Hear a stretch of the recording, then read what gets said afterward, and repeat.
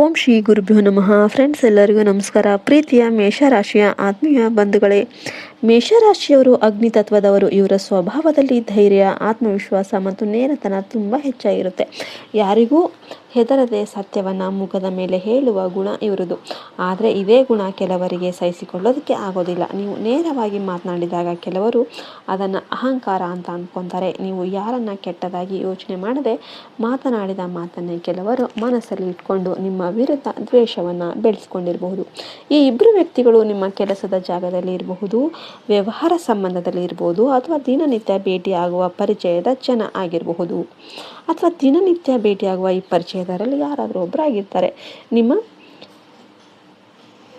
ಧೈರ್ಯ, ನಿಮ್ಮ ಕೆಲಸ ಮಾಡುವ ರೀತಿ, ನಿಮ್ಮ ಪ್ರಾಮಾಣಿಕತೆ ಇವೆಲ್ಲವನ್ನು ನೋಡಿ ಮೆಚ್ಚಿಕೊಂಡಿದ್ರು.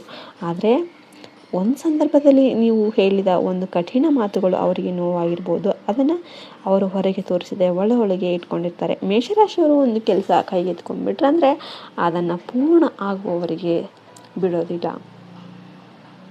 ಆದರೆ ಕೆಲವೊಮ್ಮೆ ಕೋಪದಲ್ಲಿ ಮಾತನಾಡುವ ಮಾತು ಸಂಬಂಧಗಳನ್ನು ಹಾಳು ಮಾಡುತ್ತೆ. ನಿಮ್ಮ ಜೀವನದಲ್ಲಿ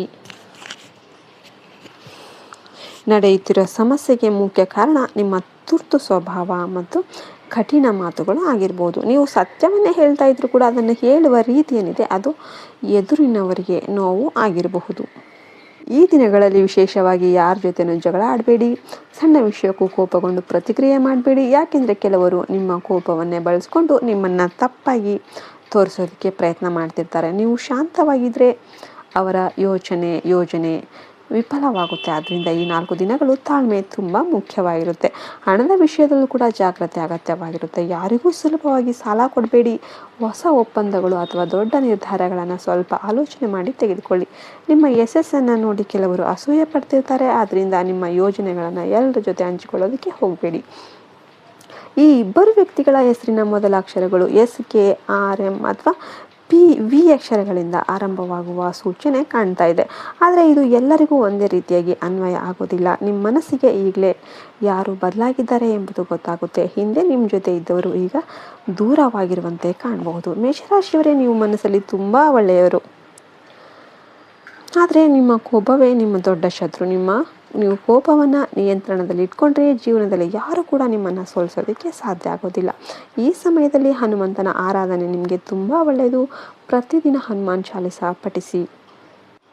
ಮಂಗಳವಾರ ಹನುಮಂತ ದೇವಾಲಯಕ್ಕೆ ಹೋಗಿ ಬೆಲ್ಲ ಮತ್ತು ತುಪ್ಪದ ದೀಪ ಹಚ್ಚಿ ಓಂ ಶ್ರೀ ಹನುಮತೆ ನಮಃ ಮಂತ್ರವನ್ನು ಜಪ ಮಾಡಿ. ಮೇಷರಾಶಿಯವರೇ, ದೇವರು ನಿಮಗೆ ಒಂದು ದೊಡ್ಡ ಪಾಠ ಕಲಿಸ್ತಾ ಇದ್ದಾನೆ.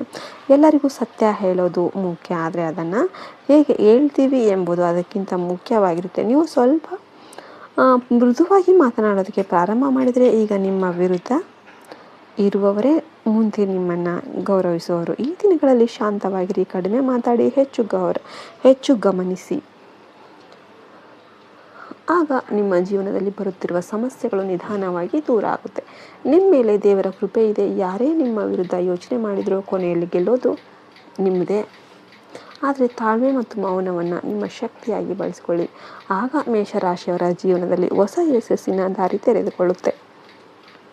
ನಿಮಗೆ ವಿಡಿಯೋ ಇಷ್ಟ ಆಯ್ತು ಅಂದರೆ ವಿಡಿಯೋಗೆ ಲೈಕ್ ಮಾಡಿ. ಜೈ ಶ್ರೀರಾಮ್ ಅಂತ ಕಮೆಂಟ್ ಮಾಡೋದನ್ನು ಮರಿಬೇಡಿ. ಜೈ ಹಿಂದ್, ಜೈ ಭಾರತ್ ಮಾತೆ. ಹರಿ ಓಂ ತತ್ಸತ್. ಸರ್ವೇ ಜನೋ ಸುಖಿನೋ ಭವಂತು.